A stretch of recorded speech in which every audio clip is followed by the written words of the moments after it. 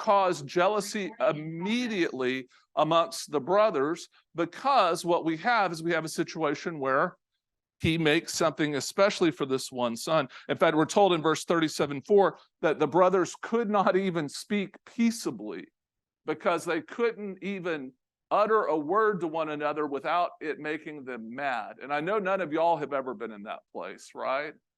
Y'all have never been so angry where that happened, but sure enough, that's what's occurring. Next slide. So Joseph has a dream, and he makes the tragic mistake that happens when you don't really have any, what they call any kind of social understanding, or what they call emotional intelligence. He's got no idea of the trouble that something as simple as sharing his dream is going to have. He doesn't understand. I mean, I don't know if you've ever been in a family system. Oftentimes, the child resented does not understand the resentment of the other siblings. Don't point at your sibling. Don't call him or text him right now. But I'm just saying, the resented sibling often doesn't know or understand that the other siblings have resentment. This is going to play out in a big way. He shares these dreams. He says, "We were working the field binding sheaves. Suddenly my sheaf rose and stood upright. Your sheaves gathered around and bowed down to my sheaves." Yeah, that went over well. Hey, friends, one day I'm going to be really rich, have the best house and the greatest job and the prettiest wife, and all of you are going to have to come beg at my doorstep. How would that have gone over in your family? Right? I mean, it just doesn't make any sense. Oh, hello. Oh, back. Are we there? Oh, there you go. Thank you. The brothers respond, "Are you indeed to reign over us? Are you indeed to have dominion over us?" I got a feeling that this is the cleaned up, nice version. Don't you? They don't have the other words that they said. So they hated him even more because of this dreams and his words. Told us earlier they couldn't speak without anger, but now, just in case you thought maybe they were holding back or they were good, no, they hate him. Okay, and that means they're going to do him harm. There's a second dream. We'll go to the next slide, slide 6. He says, "Look, I've had another dream. The sun, the moon, and even stars were bowing down to me," right? And when Jacob heard, he responds, what kind of dream is this that you have had? Shall we indeed come, I and your mother and your brothers, and bow to the ground before you? Now, why would it be hard for his mom to be there? She's dead, right? It's an odd phrase. But his point is, none of us are going to come bow, whether we're living or dead. And how can you possibly think that that's going to happen? That we would all somehow come down before you and bow. So the father is beside himself. The brothers become even more jealous. But it's kind of interesting. It ends with this. I did a whole sermon on this topic about why Jacob keeps this in his heart. And I think it's because of what I said in that sermon, just to give you the short version of it, is I believe that what has happened to Jacob is he's been shaped by faith and dreams of his own. Remember, he has been renamed in chapter 32, been renamed by God to Israel because he has struggled with God by the banks of that river where he had that experience. And so this kind of person who struggles with God and understands that God will prevail, which is literally what Israel means, he has had an experience of the divine. So while he's aghast and upset at what his son is telling him and the way it makes it sound, and he doesn't understand what's going on in this conversation per se, can't see it fully, he's a bit offended by his son, he also knows to keep it in his heart because he too has had experiences of God giving him a dream or understanding that are too big for him to know all of in that moment. And so that's kind of what's going on there. So we're told that Jacob keeps the matter in mind. The brothers have a different plan, okay? And so they ambush him. So we'll go to the next slide, slide 7. And then the brothers ambush him. Joseph is sent to gather news from his brothers for Israel. So literally dad says, hey, look, I don't know what the boys are doing, and you know how your brothers are. I need you to go check on them, right? So then he goes out and he's looking around where dad said they were supposed to be. And then this other man finds him and says, well, yeah, no, they're not here. They're over in Dothan. You need to go check that out. And so he goes and there he finds them. But here's the thing. The brothers see Joseph first. Why? He's got this shiny, weird, long sleeve, colorful jacket thing on. I mean, it's like wearing red, at a party. He sticks out. They see him coming miles away. And friends, I want you to know that's not a good thing. It says they hated him. They resented him. They became more jealous of him. They're angry with him. So they plot to kill him. But Reuben insists, well, let's not bring harm to him ourselves. See, there's this big pit over here. And it's probably one of the cisterns that they would have had all over that part of the country. They dig and make these beautiful kind of holes, but they smooth the walls so that there's nothing around them so that they can hold water. But what we're told is they drop him in a pit and the pit has no water in it. It's made very clear in the text that that's the case. And so he then falls in the pit. They've decided not to kill him. They're wondering what to do. And let's go to slide 8. We're told that the brothers sit down to have a meal together after they've just done the hard work, right, of throwing their brother in a pit after they had stripped him down and tore the coat off of him. And there he's in this pit, and one of the brothers looks up, and it's Judah, who says, what profit is there if we kill him? You see that trading caravan over there and all those camels? And look at that. They got all this stuff from Saudi Arabia coming through there, all the gum and all the balms and all the incense. And, I bet we could make some money off these Midianites, right? And so the Midianites, sure enough, they sold him to them. He bought for 20 pieces of silver, 20 pieces of silver. And so they've got money. He's sold into slavery. They didn't have to kill him. And they would think that Reuben, who did not want them to bring harm to him, would be happy. Hey, look, we didn't abuse our brother. We didn't kill him. We didn't destroy him. We just got rid of him. And we got money. That's pretty good. Now, do the math. So there's how many of them? 11, divide by 20. So somebody's left out, right? Or they're going to have to do something. One's going to get 1 coin fewer if they're 20 silver pieces. But they got a common purse, let's assume.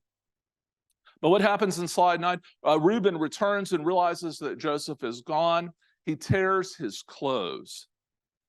He then has to think quick on his feet, so they slaughter a goat, and they take the beautiful Technicolor dream coat, and they rub it all in the blood to get it all over everything, and they send it to his father. And this is how poor they are in it. Guilty people do strange things. And what they do is they literally have it, we're told, and this is where I want you to know, it's a different life than we're living. They have it sent to their father, okay? They don't take it to dad. They have one of their servants take it to dad, one of their other workers, say, look what we found. And then they ask them to say, this we have found, see now whether it is your son's robe or not.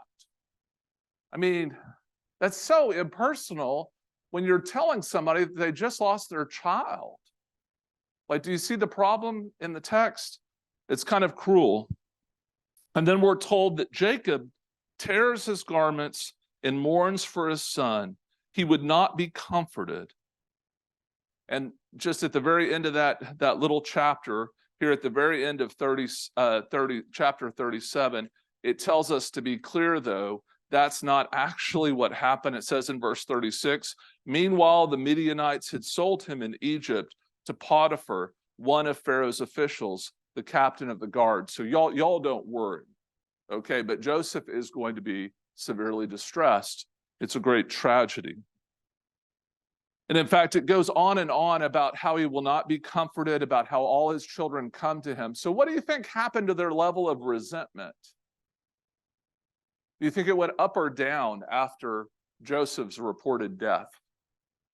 Yeah, it probably even got worse. And then they felt bad by even further distancing their dad. You see, it's called a guilt cycle. It's what happens when somebody does one thing wrong and then they let guilt guide their action. The next action usually only involves a lie or deception that leads to more guilt, that further distances them from the person, that then brings them further back. And so it's something we've got to always be careful of. The only antidote to that is truth. The only antidote to that is something real, an honest confession of what the person did, to begin that process of reconciling beyond the guilt, and to avoid allowing guilt to guide future actions, because it just takes and takes and takes. It never gives back. It promises all the world and gives you nothing. Okay?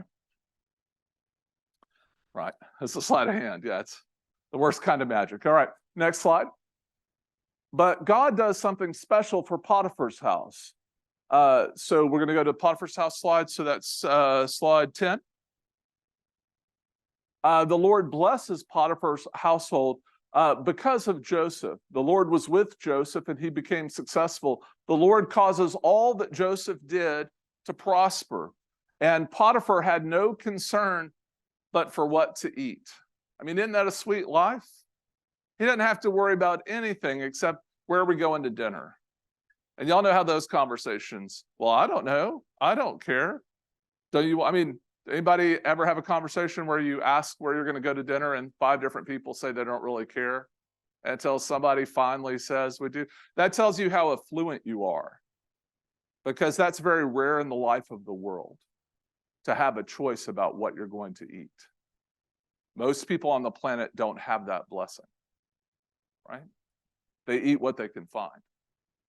So Potiphar had no concern but what to eat. The Lord blessed Potiphar's household for Joseph's sake, it tells us in the text. And oh yeah, Joseph was handsome and good looking. Much better looking than me, okay? He was a good looking man, all right? And then this leads us to what is arguably one of the most difficult and challenging things to talk about today, and that is Potiphar's wife in slide 11. The challenge is this. We know today that oftentimes the stories of women are not taken seriously and are not treated with the kind of respect and scrutiny they deserve. And it's very disappointing to me that at the heart of our text is a story of someone who is lying or deceiving in the midst of an allegation of sexual misconduct. And so it's a deep problem that still lingers in our society today, where due to the misreading of the story and the teaching of this story and the kind of misogyny in it, and to this day, some women are not believed when they're telling truthful stories or making serious allegations because of this text. So it's problematic. The challenge we have, friends, killing your brother and throwing him in a pit, then deciding not to kill him but selling him into slavery, that's also a real problem, right? So I want to just explain that when we look at Genesis and the behavior of the people in it, whether it's polygamy, whether it's slavery, whether it's allegations of misconduct or right out deception, falsehood, and lies, it's not a how-to, right? It's not a live like this set of statements. Instead, it's an allegation or a description of how the world was in a specific time and how even in the messed up time of that generation, God still moved and did God's thing. Okay? So you got that big bracket? Is everybody in agreement? Y'all willing to come with me with that? All right, good. So now let me tell you the story. You ready? I just feel like I need to get that out there, though, because I think it's important. So we're told in the text, it's kind of odd. It says that he's this beautiful man. You first learn of his attractiveness, And Potiphar's wife cast her eyes upon him, it says. And I just put in the text, and wants, and I just put ... for you there. If you've seen Mamma Mia, you know ... right? It's even a song in that musical. Then Potiphar has not kept anything from me but you, Joseph says. So we don't get a feeling that Joseph is necessarily, he's not going to do this for the sake of virtue, not due to the sake of attraction. It's kind of interesting. How then could I do this great wickedness? And he recognizes it would be a sin against God to be with another man's wife. We've actually seen this before in a non-Jew, in Abimelech. Remember how upset he was that he had not been told that there are two Abimelechs, and in both cases they get kind of upset with one of the patriarchs that's deceiving them about saying that their wife is their sister. And then although she spoke to Joseph, and this is interesting and a problem here, day after day, the drip, drip, drip, even with that daily temptation, he was faithful. He would not consent to lie beside her or to be with her. And then we get this story that's one of the most peculiar. If you ever see it in the musical, it's always funny to see how they act it out. But essentially in the script, you don't really have to go more salacious. I always say that if the kids knew what was in the Bible, they would all want to read it.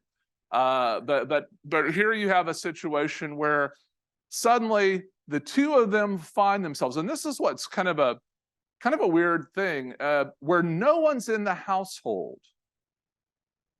Like that's a bit of a challenge to kind of wrap your mind around. But somebody had arranged it where everybody was out. And then she really put the full court press on him. And he is unwilling to do that. But she had put the full court press so much on him that she literally grabs his clothes. She's grabbing at his breeches. Okay, now they're not like today, right? It's not like layers and all that. That's why we wear belts today, I guess. But like she grabs his clothes and he tries to run away. Well, she's left holding his clothes. And we're told that right away she thinks of a plan and she starts screaming out to know she would be heard. So apparently somebody was still in the house, but she knew she would be heard. But anyway, all that she tells the other servants there, and then tells Potiphar what has gone on. And she makes this accusation to Potiphar: the Hebrew servant whom you have brought among us. Like, I think I pointed this out back in, you remember when Adam talks about his wife Eve to God? This woman that you made me have, right? Like, I mean, that's classic lie. Classic. People who are the most emphatic about something usually are lying about it. It's a tell, is what they call that in poker, right? But came into me to insult me, right, by acting like he could have me. But as soon as I raised my voice and cried out, he left his garment beside me and fled outside. So she leaves out the part that she grabbed the garment and just says he dropped his garment because he was trying to do his thing, if I can leave it that nebulous for you, okay? We're all adults, right? Trying to be discreet, but still tell you the story. It's in the Bible. Potiphar doesn't react well to this, so we go to 12. Needless to say, slide 12.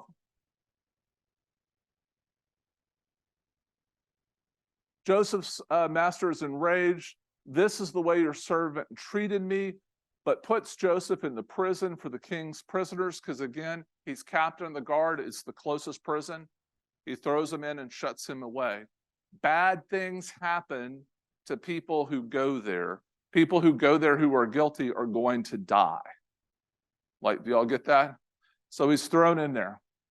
But even in prison, we're told, the Lord was with Joseph and showed him steadfast love. In fact, it will go so far as to say that God's steadfast love endures forever. And there in, let's go to slide 13, the chief jailer committed all the prisoners to Joseph's care. Whatever was done in the prison was done by Joseph. The chief jailer did not worry about anything in Joseph's care. The Lord was again, it says, with Joseph, and the Lord made each thing that Joseph did prosper. Imagine the goodness and steadfastness of God that is with you even when you're thrown into prison. It's amazing. And then in that prison come two new prisoners. And we'll go to slide 14. There's a cup bearer and a chief baker who had offended the Pharaoh. And I just want you to know, apparently, according to the text, it tends to imply that that's not something hard to do. So apparently, being in the Pharaoh's household was a mixed blessing. You got all kinds of great privileges, but at the same time, very quickly and easily, he would turn on you and throw you into this jail. And so there they each had dreams.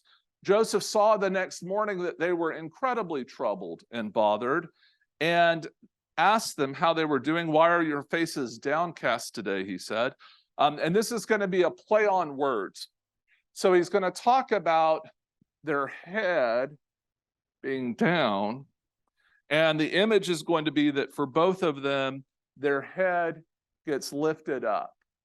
Okay, so when do we put our heads down even into this day, right? The good time would be when we're praying or showing respect. The bad time would be when we're sad, right, or disappointed. We just kind of, you can see somebody's countenance fall. That still kind of exists.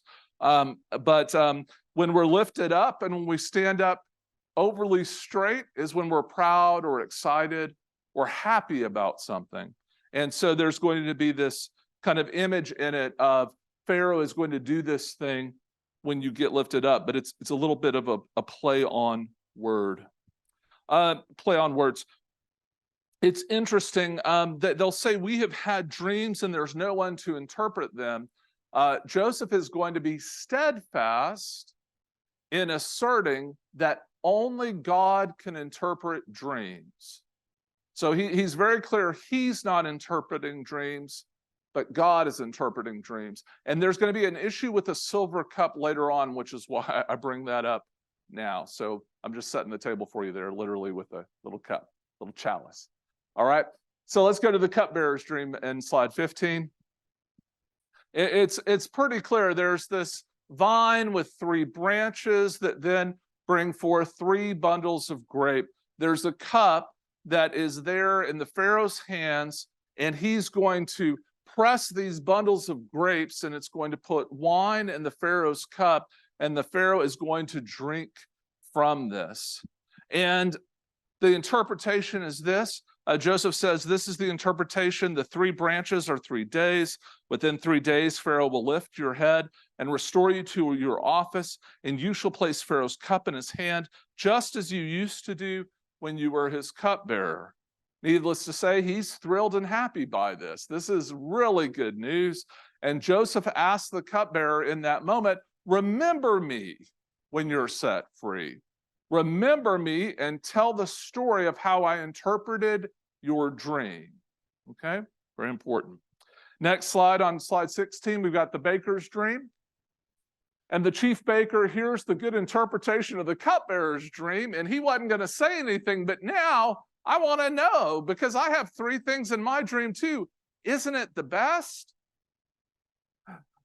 I also had a dream. There were 3 cake baskets on my head. He had them stacked on his head. In the uppermost basket, there were all sorts of baked foods for Pharaoh, but the birds were eating out of the basket on my head. And Joseph says, the baskets are 3 days, then Pharaoh will lift up your head from you. He's going to cut your head off or hang you. Okay? Hang you on a pole, and the birds will eat the flesh from you. Yeah, it's not good, but it's the continuation of that playing, of lifting the head. So, friends, what do you think happened 3 days later? Yeah, do you know it's Pharaoh's birthday? Do you want to know what day of the year it is? Anybody? You know, we know that? No, we don't know which Pharaoh. I wish it said which Pharaoh. Wouldn't that be cool? We could get his birthday. But it says on Pharaoh's birthday, he decides to throw a big feast. Pharaoh restores the chief cupbearer to his role, because, yeah, he's going to have wine at his birthday feast. And the cupbearer places the cup in Pharaoh's hand again. The chief baker is hanged just as Joseph interpreted to them. Yet the cupbearer, yeah, what was he supposed to do? Do you remember what he was supposed to do? Right. He's supposed to remember.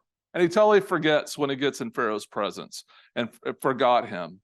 So we're told in the next slide 18 that 2 years go by. And 2 years later, Pharaoh has 2 dreams that cause his spirit to be troubled. Pharaoh calls for his magicians and wise men from all over his kingdom, which was rather vast. Not a single person could interpret the dreams. And now, finally, the cupbearer remembers Joseph. And the cupbearer tells Pharaoh the story, and Pharaoh has Joseph brought to him. Okay? And Joseph interprets Pharaoh's dream. We'll see that in slide 19. But first, and I did a whole message about this, Joseph cleans himself up and does something we all do. He shaves, gets his facial hair all cleaned up. I just found that amazing, that for 2,500 years, 2,600 years, people have been shaving. That's a fascinating thought. But he gets cleaned up to go before the king to see Pharaoh. And again, Pharaoh says, you'll interpret the dream, but he's interrupted by Joseph because Joseph makes it clear God will interpret the dream. Dream 1 is of 7 beautiful fat cows being devoured by 7 ugly thin cows. It troubles him and wakes him, and with him his whole household was troubled, but he goes back to sleep. And then we see 7 beautiful they say corns or flowerets of wheat that are there and growing, and these other 7 withered, shriveled up wheat grow on that same stalk and devour the beautiful one. But to be remembered that in each of these stories, the ugly cows or the shriveled wheat remains all that's left. It gets devoured, but it remains in its bad state. And Joseph kind of gets a little, I guess once you've interpreted a dream for the Pharaoh, you can be a little brash. He says, you need to appoint overseers over all your land to make sure that this doesn't come true. And suddenly, in the most weird twist of fate, he gets put in charge. Now, friends, let's look at slide 20 for a second. But as we do, I just want you to consider, how many times have any of, like Bill Gates, Elon Musk, I mean, pick another billionaire out there, one of these tech giants, one of the richest people on the planet, one of the most wealthy human beings around, how many times have they gone to a homeless shelter or a prison and randomly picked somebody out and said, I'm putting you in charge of everything I've got? Like, does anybody else, when they read this text, go, what? There's nobody on the planet at the time more wealthy than Pharaoh. And there's nobody other than this herding tribesman. He doesn't even have a real house. He went tent to tent, who was a child sold into slavery by his brothers, who then has an allegation of sexual misconduct against his master, who's been thrown in prison to be killed. I mean, he's handsome, right? You don't take away looks, but like, short of that, on his asset list, there's not much. And yet now he's being put in charge of all of Egypt, a superpower at the time. It's kind of mind-boggling. But it's all because the Pharaoh sees the Spirit of God in him.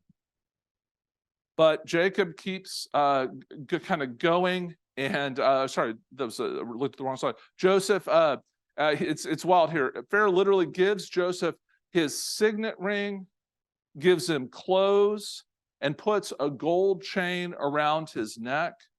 He's given permission to ride in the second chariot. I understand that's better than even being in the president's helicopter when it's going to Air Force One. It's quite a distinguished honor. And then they cried out in front of Joseph when he went on that chariot anywhere. They'd have to cry out for people to bow down. He literally had servants that would go before his chariots telling anybody on the street to bow down because he was coming by. I mean, that's better than a motorcade. He's got everything. He's also given a new name, and he's named Zephanath-Paneah. He's also given a wife, and he's given new life. All that had gone wrong has not only been restored, but been restored beyond anything he would have had any expectation to have ever imagined. And then we're told it really gets going and he prospers. So let's see, and let's go to slide 21. He turns 30, which that's their way of saying he got old enough to be wise, right? I know we don't think of 30 as old, but it was for them. And then Joseph collects so much grain, it is like the sands of the sea, that it's so vast. They think that there's more grain in these silos than all the sands of the sea. Friends, that's a lot. Doesn't mean there was that much, but it was like that is what they say. In the times of plenty, Joseph had 2 sons. God made Joseph fruitful in the land of his misfortunes. Famine was in every country, but there was bread in Egypt. And all the world came to Joseph in Egypt to buy grain. Even his brothers. So let's turn to slide 23. The brothers are given a test. Those brothers come down and they're kind of faced with a challenge. And basically, they show up, they see, they bow, they try to find their way in there. And oh, sorry, let's go to slide 22 before we go to that one. It'll make more sense. Sorry. Jacob tells his son to go to Egypt and buy grain because they're so hungry. And it's kind of a funny text. It's almost as if Jacob is saying to the brothers, you know, if Joseph was here, he would have taken care of this. I mean, dad is old at this time. He should not have to tell his sons to go take care of the household. But here he is with these brothers, all of whom are over 30, having to tell them what to do to save the day, because y'all never have to boss your adult children, right? Right? Nobody ever does that. But that's what's going out in this story. But Jacob refuses to let Benjamin go. He keeps him behind. Obviously, I think I've mentioned because of the loss of Rachel. Joseph's brothers, and then, of course, now the loss of Joseph from his viewpoint. Joseph's brothers go, they bow down before him. Joseph recognized them right away. They don't recognize him because, of course, you know, between the age of 17 and 30, your appearance can change a lot. Also, too, being a shepherd nomad and being the second in command of all of Egypt causes a person to look a little different. Joseph accuses them of being spies instantly, and them telling their story, because they say there are 12 brothers, and where are the other brothers, and what's going on, and tell me about your dad. And they really knows how to cross-examine him. And he said, you will not leave your place without bringing back the without bringing back the younger brother. And then he even binds in front of them Simeon. That's going to happen in this next slide. He gives them a plan. He says, do this in slide 23 now. Do this and you will live. He says, literally, if you want to live, you've got to do these things. If you are honest men as you say you are, and what is one thing Joseph knows about his brothers? They're not honest men, right? He knows this. But it says, if you're the honest men you say you are, carrying grain to your household, then bring your brother back to me. If not, you will die. They see it as a penalty for what they did to Joseph. So they're talking amongst themselves in Hebrew. And who knows Hebrew? Who's right there? They don't know that Joseph knows what they're saying, right? So then Reuben reminds them that, this is great. Reuben's like, I told y'all not to harm that boy. I mean, he's all, don't do this and all that. But they didn't know the understanding. Joseph had to leave, though, to weep. I mean, what I love the most about these stories is there's a humanity to them that gets lost as we tell them over and over. But to me, I find it to be the most beautiful part. Joseph has Simeon bound before their eyes, and then Joseph ordered their money returned and provisions for their journey to be given, and then sends them back on this task. And so then here we come to slide 24. Jacob, though, refuses to let Benjamin go. The brothers see that the money has been restored, and they're very worried that something got overlooked and that they were going to be on the hook for the grain that they were supposed to have bought. They're worried that this powerful person who's already accused them of being spies will now distrust them, and they're terrified. They tell Jacob everything, but he says, Joseph is no more, Simeon is no more, and now you would have them take Benjamin. Reuben goes and as he is wont to do, just kind of react in the moment. He says, look, you can kill 2 of my sons if I don't bring back Benjamin. Like that. Yeah, because killing 2 of my grandsons is going to make me happy, or make it right. I mean, it's just a weird kind of promise. As I tell you, they're very different people there, but Jacob refuses. But all of a sudden, hunger changes everything. You can see this in slide 25. The famine is very severe. Jacob wants them to buy more grain. They remind him of what Joseph had said. Judah asked to be held accountable for Benjamin. He says, look, take me or punish me if I don't bring Benjamin back. So Jacob concedes and gives them direction to take gifts and double the money.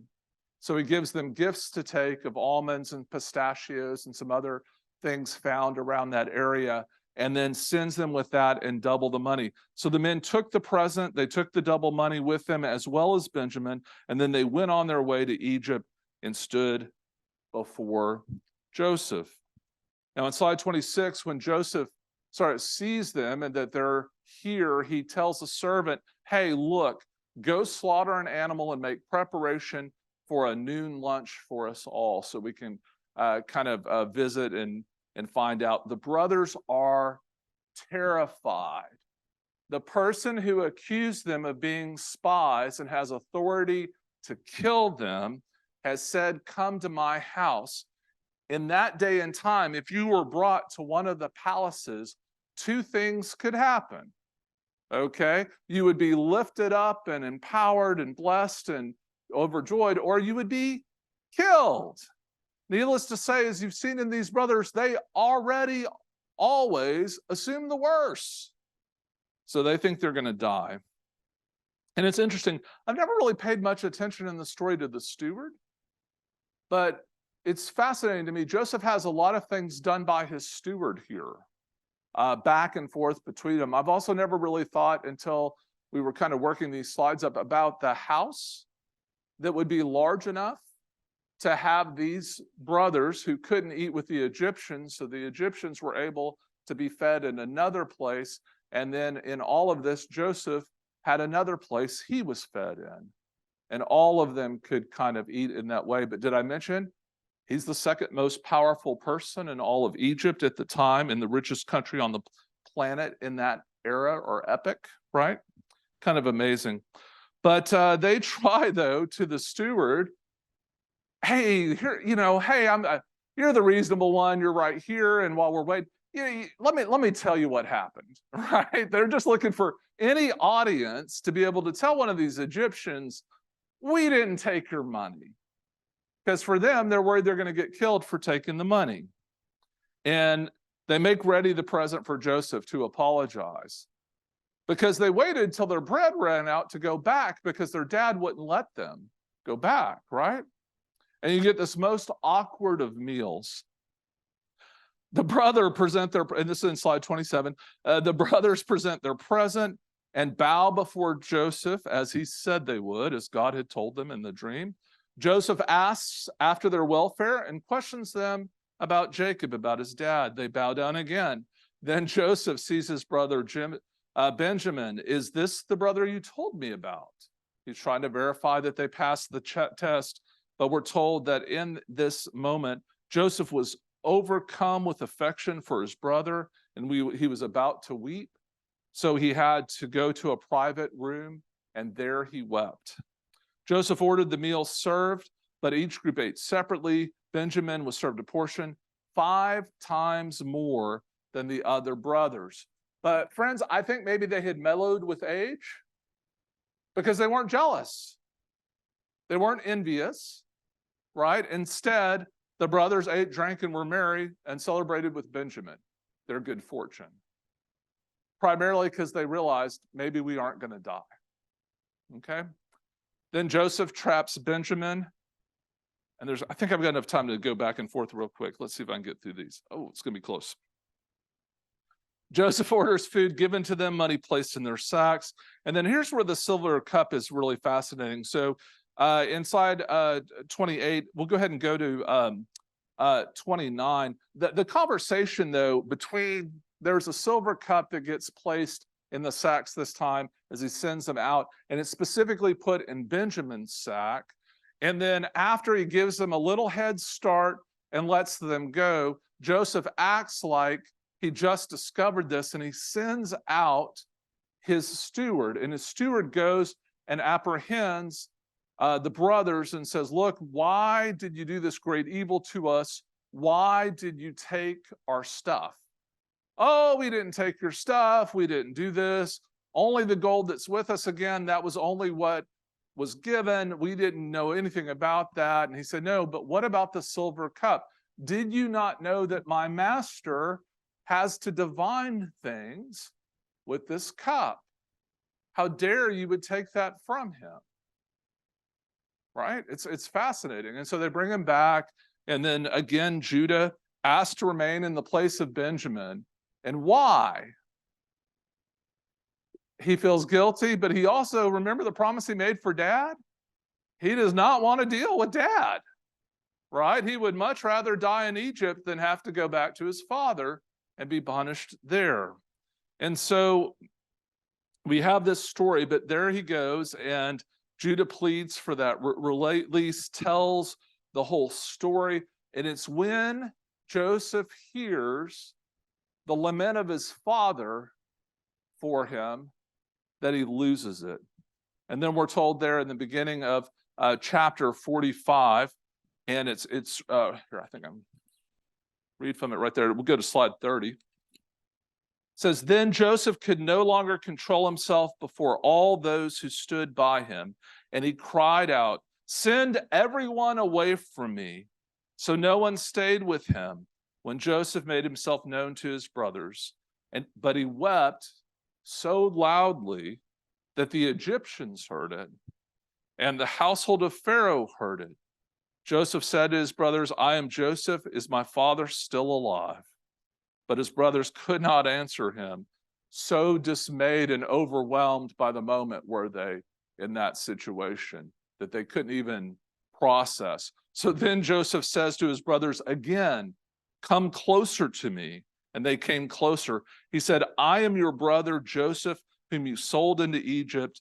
And now do not be distressed or angry with yourselves because you sold me here.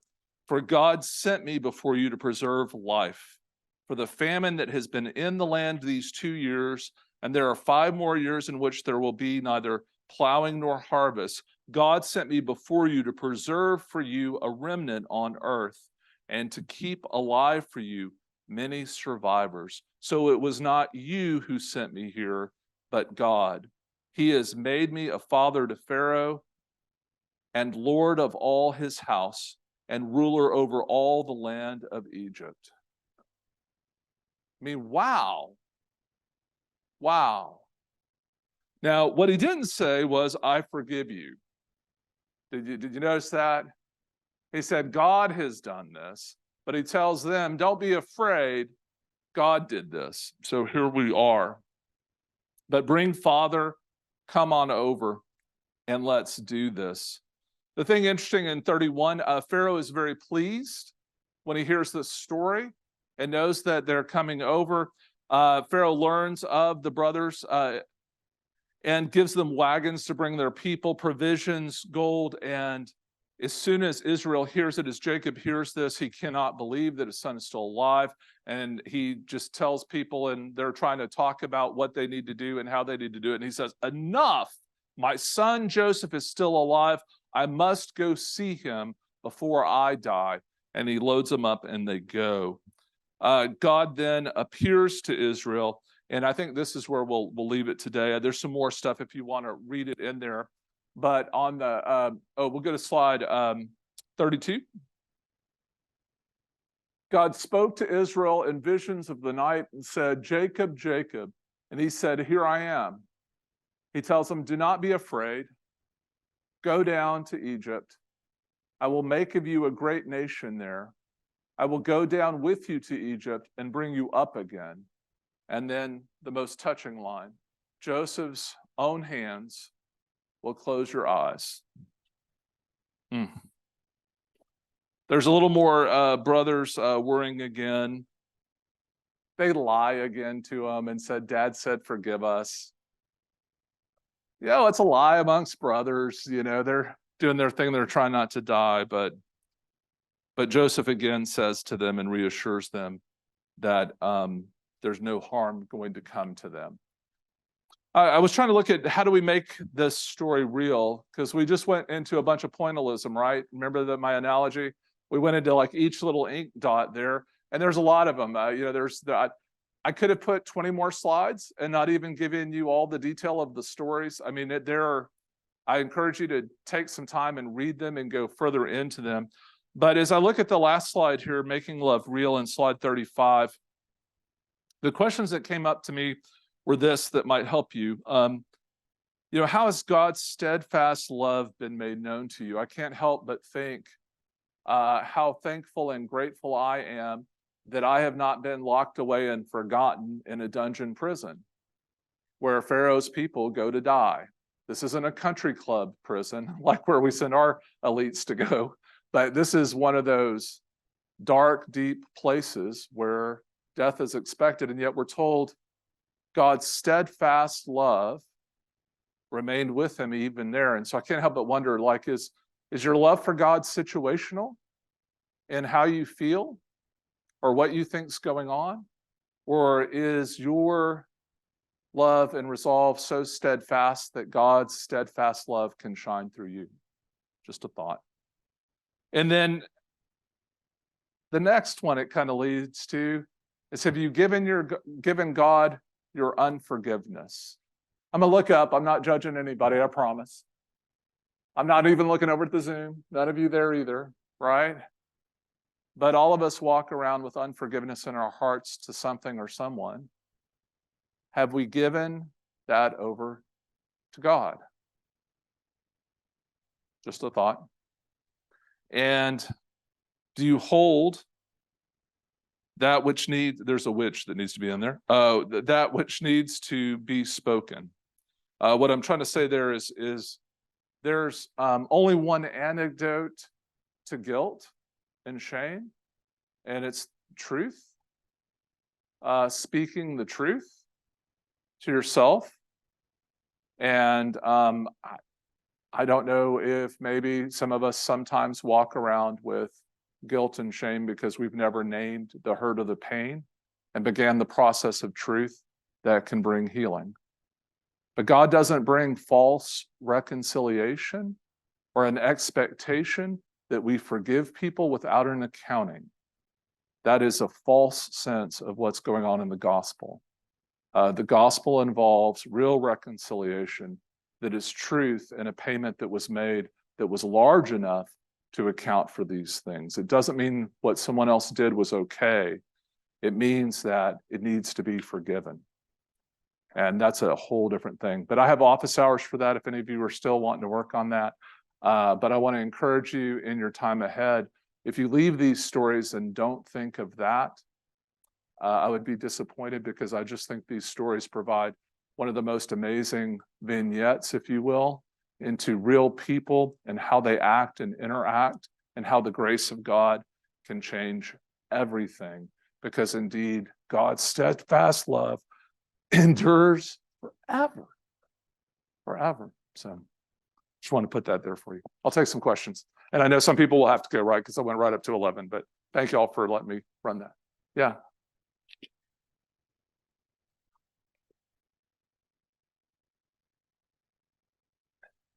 So, yeah, do I have any idea what age Joseph was when he started having his dreams? He was 17, because the text tells us there in chapter 37. Yep, but no, thank you. I'm so glad you have so many people. Y'all always ask me questions that there's no answer in the Bible for. And I'm having to try to say, well, what about this and what about that? But that one I have a direct answer for. I'm so happy to have a numerical answer. Great. Yeah.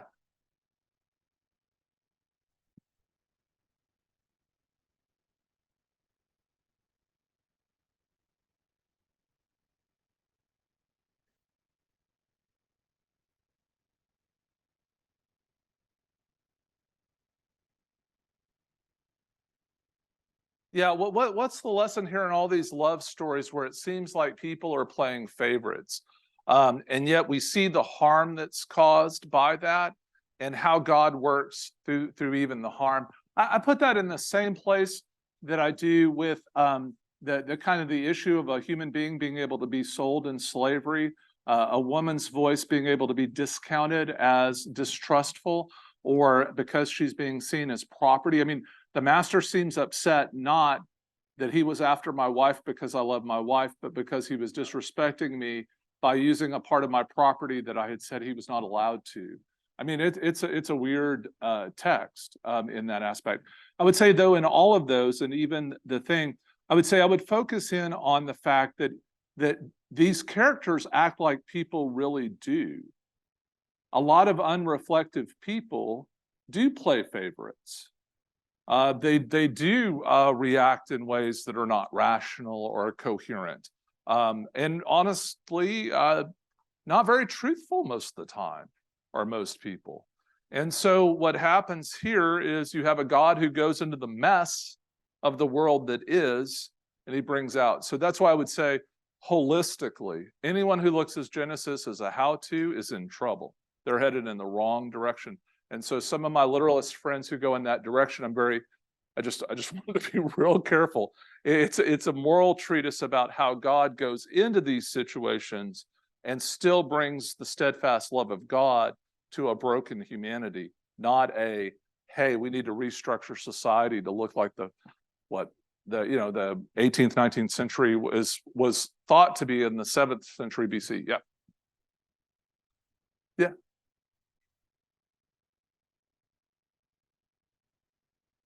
Why does Potiphar's wife remain nameless in the Old Testament? It's because she was property. It didn't matter what her name was. Okay, now please understand, I'm saying that's not the way life should be. It's the way the text is. I want her name. I want everything about her. I want to, and also too, why does his wife get named? See, like that's what drives me crazy is Potiphar's wife does not get named, and then just a little bit later, Joseph's wife gets named. But she was a woman of name and position, as where Potiphar's wife perhaps was someone who had climbed the ladder. I don't know, had married up. But it just doesn't tell me. The text does. It's like I've got so many. I mean, one day when I get to heaven, I hope, I pray that God says, Brad, here's the group of people that brought Genesis together the way it is, and I'll be able to go, can I just have a few minutes of your time? And you know what they're going to tell me? You know what they're going to tell me? Oh, yeah, it's going to be something. They're going to look at me with tears in their eyes and say, how else would you have described the glory of God? We did the best we could. And I'll be like, okay, because then I'll have people later, and probably never, but they'll come to me from my sermons and they'll go, Brad, why didn't you say more about that? And I'll be like, well, I did what I could with what I had. I tried, right? And so I give them a lot of grace, but it's not there. That's what I wish was there. Thanks.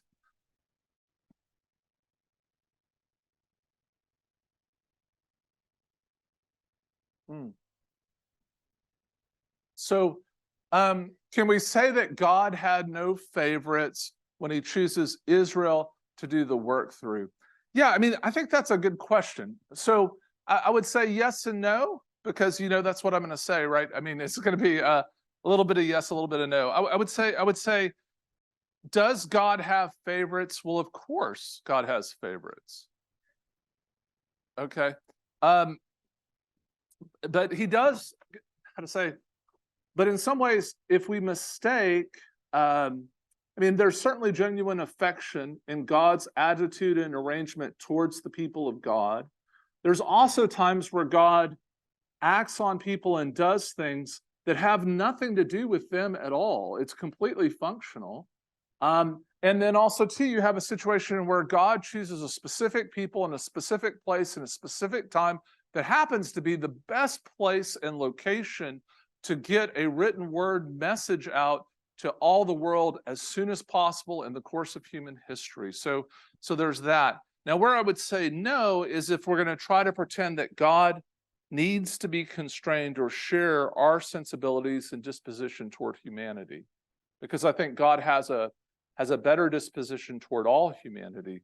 But God's favorites, if you choose Israel to go that route, are always seen as a way, a vehicle, a method to bring God's blessing to the whole world. So without that, like, God isn't choosing a favorite to have a favorite. God's choosing someone who's going to help bring the blessing of salvation to the whole world. And I see Ginger's got her hand up there.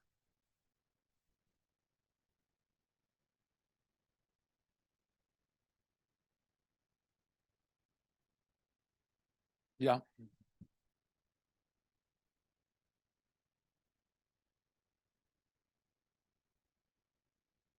Mm-hmm.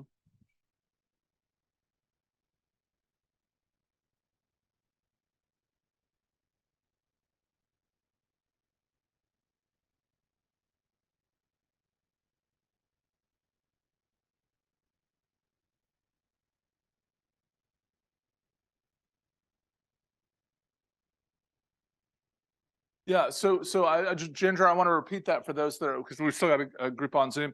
I want to repeat that for those on Zoom. So what Ginger is saying is she agrees with that analysis that God's understanding of favoritism is going to be different than our understanding of favoritism, and that God's selection of favorites is always in that broader purpose of bringing salvation to all earth. Is that a fair summary? Okay, good. Other questions? These are great. Yeah.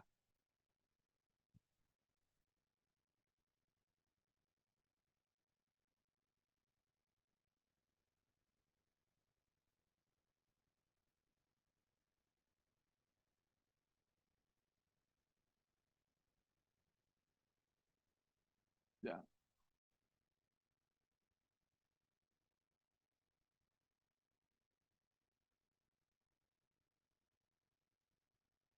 Mm. Right. Right. So the question is do all of those who get mentioned as God's favorites, do all of them have some sort of deeper faith in God that is why God has somehow chosen them? I would say no. I mean, I just and let me tell you why, because I wish that was the case, right? Because what I want is, I want a transactional God that if I do things in a reliable way, God is going to follow my rules, right? So if Brad is faithful and does what's good and right, God will bless me, right? That's what I really want, okay? And what I really don't want is, I don't want God to want to have anything to do with me when I screw up. When I mess up or I fall, I want God to be so mad at me that God can't even stand me and will have nothing to do with me. But that's not the God we get, because it kind of makes a mockery out of Jesus. Okay? Because Jesus went to those people even after they screwed up and still loved them and did something to set them free. That's the part I can't, from a logical standpoint, I don't want it to work that way. I want it to be, if you do good, you get good. And if you do bad, you get bad. Now, I don't think that's what you were saying. You're asking a deeper underlying faith, but I'm just saying, if it is something we do and not God's origin, this is the problem we fall into. Everyone gets into some form of works righteousness where they think that by their own effort, they can do something that's pleasing to God or earn their salvation. That is just a total fallacy. It's ridiculous. We can't do anything for God. It's not possible, right? But we can open our lives and let God do anything through us. That's why I love this stuff as president. The problem I have with Joseph is so unwitting. Like the problem I have with like trying to attribute faith to Joseph is just hard. Joseph stood up at 17 in front of his brothers who were men. And they weren't men, they were men who worked for a living. Like these are men's men. And sits there and says, y'all are all going to bow down to me. And he thought it was a good idea. Okay, now what's probably going on in his head is he's just dumbfounded. Look at this thing God showed me. What do I do with this? But like to equate that, his kind of lack of emotional intelligence with faith is, would be a little concerning. Now, where I agree with you 100% is by faith is how the blessing of God has been passed. So I don't want to do anything that would take back a word from like Hebrews chapter 11 all the way through 12 about how it ends with this. It starts with this kind of, well, it ends with a let us run the race before us in our own time and all that. But it starts with this kind of like what faith is, and then by faith, conviction of things not seen, that by faith we're able to do that. And so like I feel like there are all these stories that are by faith, by faith, by faith. But what I want to be clear about is that the by faith, some of those people that are described in those stories had faith for a moment and did other stupid things. Right? I mean, Abraham's a great case study in this. I mean, we talked about him a few weeks ago, but like, I mean, oh my gosh, like just about the time you think he's learning to have real trust in God, that real deep faith, oh no, I got to get him a wife and I got to do this and I got to do that. Well, like, no, you don't. God told you he got this. Like, why are you doing this? God said, I'll do it. Let God do it. So there's all these stories. And of course, David's the poster child for this as well, right? I mean, don't people, there's a famous person in our area who wrote a book, a whole Bible study, have a heart like his. It's like, just don't have a mind like his and do what he did. Sorry.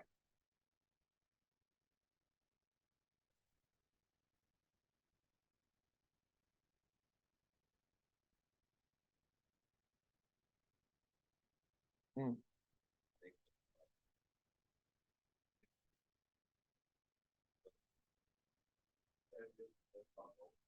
Right. So Jason's just pointing out something that's beautiful. What if in the patriarchs we get a catalog of all the different ways that people respond to God?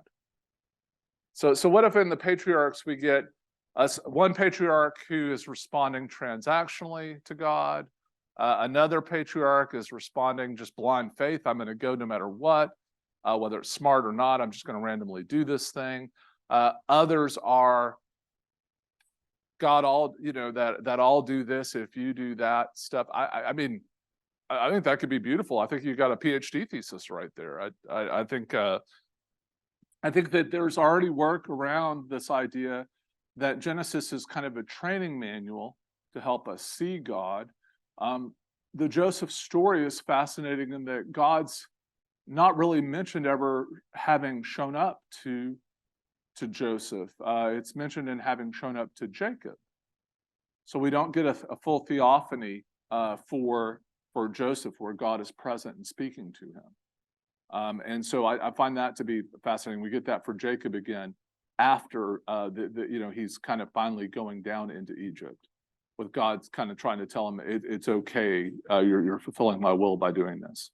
But I think you're onto something. I think that Genesis authors especially, they're not as worried about getting the theology right as we are. They're really interested in and desperate to kind of catalog and help people have faith in whatever perspective they're coming to the living God with. And so I think sometimes when we today wrestle with these different viewpoints that are in Scripture, what we want is we want the Scripture to give us one way to believe in God. There's just one simple thing we do, right? But anyone who wants to follow Jesus, who's the way, the truth, and the life, is going to find that kind of can be pretty darn complex.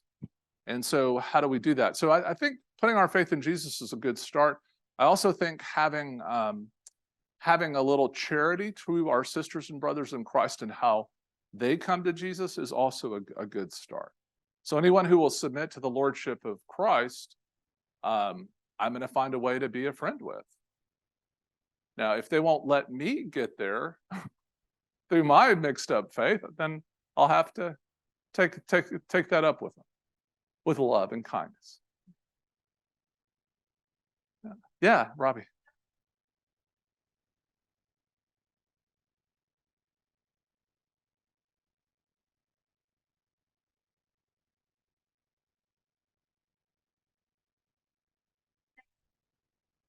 Mm-hmm.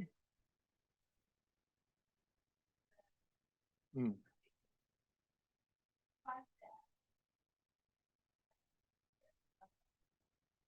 Right.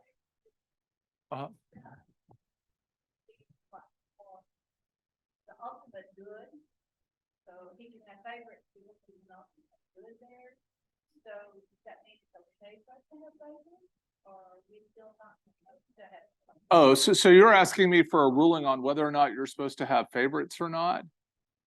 I'm sorry to tell you, I'm not God. I don't get to do that. Robbie, that's a great question, though. Robbie's concern is a valid one, in that. So what I'm hearing is, it's okay to have God's favorites if it's serving a broader purpose, but it's not okay in these other situations for us to have favorites. Are we supposed to have favorites or not have favorites, right? I think let's be careful of ever putting ourselves in a position of God, number one. But I think on the flip side of us, let's not pretend that we live without Jesus. Like, we can't do that anymore. So I'm not reading Genesis without Jesus in mind. So I know that the Holy Spirit was poured out on all flesh. I know that Jesus's favoritism now applies to every human being, that they are fearfully and wonderfully made and created the same way, like that the psalm that was once about David is now a psalm that's about all humanity because of Jesus, right? So to pretend that Jesus plays favorites today would be accurate only insofar as every human soul is held as a favorite and precious to God. But I think it's actually how God always felt, and let me tell you why, right? I mean, we just skipped over, because we're trying to do the survey about love, which is great. I'm enjoying kind of looking at the love stories in these, but also too, it's hard because we're having to cover things at a kind of a different rate to even be able to talk about anything. But like, if we had slowed down in our treatment of Genesis, the way at which God abhors the fall of human blood, any loss of life, any perceived damage or destruction to his creation, is really it's built in, it's baked into Genesis at a level that the sanctity of human life and the preciousness of all flesh is so important to God. And so, like, I just would say, I believe that God holds each one of us as favorites. So have I told you have y'all heard the Susanna Wesley story I tell occasionally? Can I tell it again? There was a person at my dad's church, and I was invited to preach a long time ago. It was probably 20 years ago now, at this little church out in Markham and then St. Paul there in Bay City, Texas. So there weren't more than, between the two of them, there's like 100 and some people maybe. And at the one, there were maybe, y'all are more than they were. I think there were maybe 10 there because I was showing up at Markham, kind of thing. And so I got to give a little lesson while Dad was going through, I think it was his knee surgery. And in the wake of that, I bring this message, and it happened to be around I want to say it was around Mother's Day, but I told a Susanna Wesley story.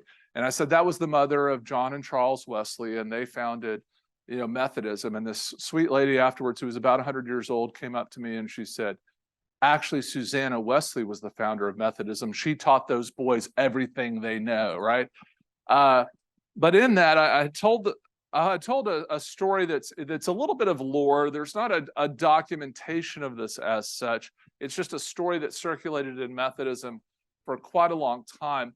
And that Susanna had many, many children, as a woman would back in that time, because so many children died in childbirth. I didn't even get to talk about that today, but we see that in this story. But so many women and children died during the process of childbirth that it was a real thing. So we don't really know if John Wesley was actually 15 or 16. There is some debate about that, but only about 7 of those children made it to adulthood. Okay. But what she apparently did in the household when they were younger was she would have a regular meeting with each one of them. And with each one of the children, she would tell them, now listen, your sister so-and-so or your brother so-and-so is going to tell you that they're my favorite, but I want you to know you're my favorite. And she apparently told every one of them that every week. So which one was her favorite? Yeah. But I'm just going to say that when we think about God, I think that's a good way to say that. Now, God did something specific in a specific people to bring that blessing to all the world, because that's how human history needed it to happen. But it is called history, like his story, not because it's just story of men, but because it's God's story. But if we called it God's story, I thought people would get mad at us. So. But it's his story. It's the story of salvation, Jesus' story. And that's what history means. Yeah. Any other questions for the whole? All right. Great. I'll stay here and answer a couple of questions afterwards and go from there.